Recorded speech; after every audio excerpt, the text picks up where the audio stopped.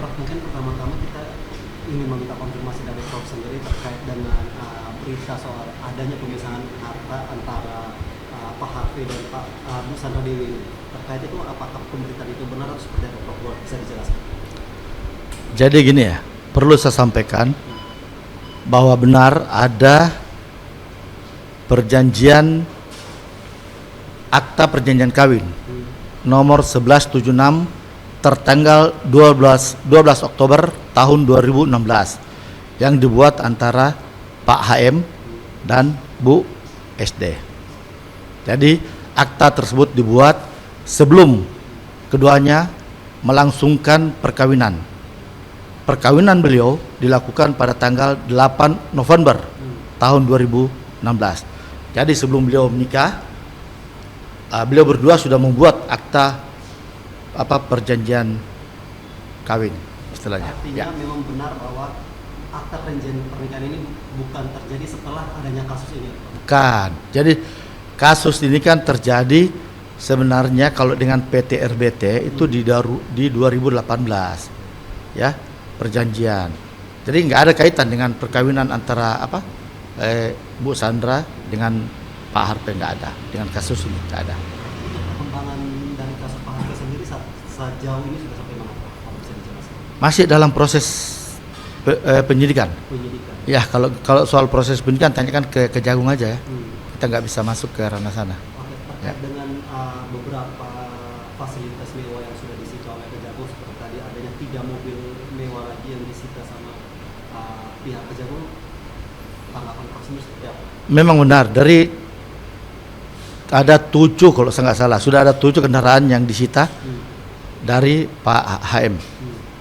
Terakhir ada 7 totalnya, terakhir 3 unit, 2 unit Ferrari dan 1 unit Mercedes. Total ada 7 mobil ya. Iya. Sementara itu yang lain-lainnya kan bisa tanyakan, sudah bisa baca di medsosnya, di media-media ya. Kalau dirupiahkan aset yang sudah disita dari pihak Kejagung ini, Saya nggak tahu, saya nggak bisa nilai, saya nggak lihat, nggak bisa nilai. oke. Nah, Prof, terkait dengan ini, Prof, apakah nanti juga akan ada penyelidikan terkait dengan pesawat jet dari Pak Harvey ini sendiri yang akan disita atau seperti apa? Nggak ada, itu kan sudah dikonfirmasi oleh Kejagung ya. Kalau soal itu tanyakan ke penyidik deh, ya. Nggak ada itu, pesawat itu nggak ada. Selain dari 7 mobil ini, apakah nanti akan ada pemeriksaan lanjutan yang mungkin akan diduga lagi akan ada penyitaan lagi atau seperti apa? Itu wilayah penyidik, bukan wilayah kami. Ya, tanya ke penyidik. Terkait dengan pisah harta antara Pak Harvey dan Bu Sandra Dewi, artinya akan ada pemeriksaan juga dong untuk barang-barang atau aset-aset milik Bu Sandra ini. Kedepannya akan seperti apa tuh? Pastinya penyidik akan periksa apakah ini terkait dengan, kan sudah dikatakan oleh Kejagung ya, penyidik bahwasanya akan diperiksa, diteliti. Saya kira penyidik akan bekerja dengan hati-hati dan profesional ya. Kalau itu memang terkait dengan apa yang patut diduga, jadi kita harus kedepankan asas praduga tak bersalah ya. Jadi ini nggak ada, ini hanya dugaan.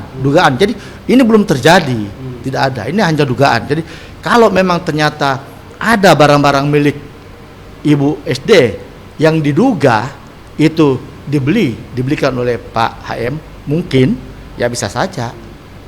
Tapi selama ini kan kita ketahui bersama bahwa Ibu SD pun kan punya usaha sendiri.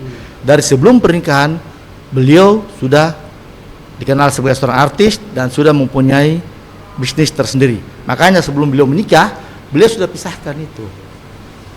Soal aset-aset Bu Sandra Dewi, salah satunya rumah di Australia itu katanya juga akan ikut diperiksa dan mungkin akan. Saya belum mendengar itu. Saya belum tahu, saya belum dengar. Tanya ke penyidik aja. Ya. Prof, kita konfirmasi nih terkait dengan pemberitaan katanya Bu Sandra Dewi juga sendiri mungkin akan dimiskinkan karena beberapa aset itu juga terkait dengan kasus yang kemarin menimpa Pak Harvey, itu seperti apa, Prof? Nggak ada. Sampai saat ini belum ada. Penyidik masih bekerja ya. Kita tunggu aja lihat hasil kerja penyidik ya.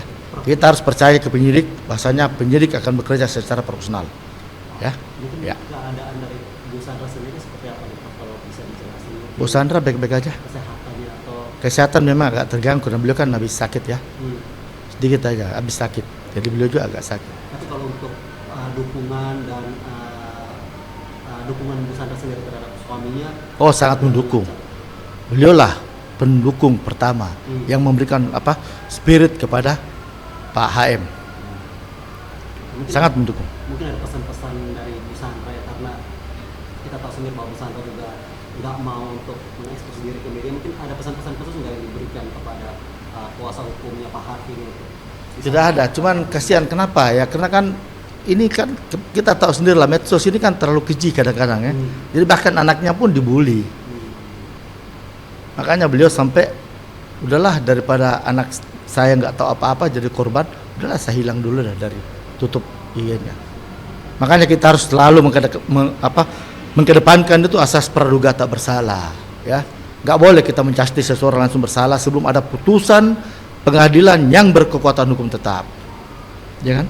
Jadi kita tunggulah, sebaiknya teman-teman rekan-rekan semua wartawan, saya sampaikan ayo kita tunggu dulu hasil di persidangan, ya.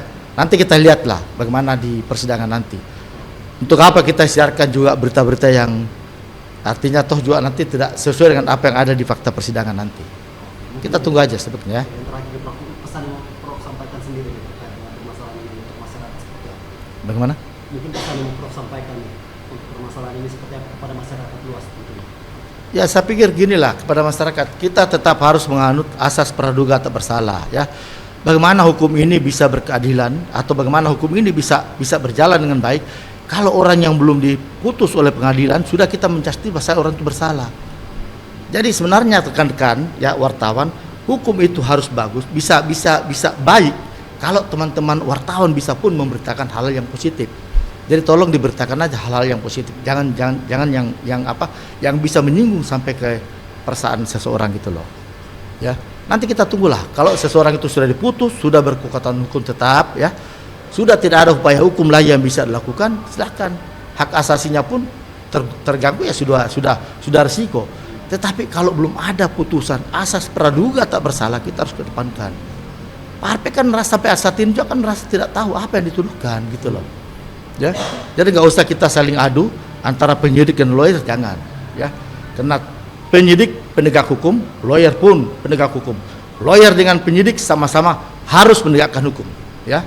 Udah. Jadi nanti putusan pengadilan lah nanti yang bisa menentukan apakah seorang terdakwa itu bersalah atau tidak. Saya kira cukup dah, ya. Oke.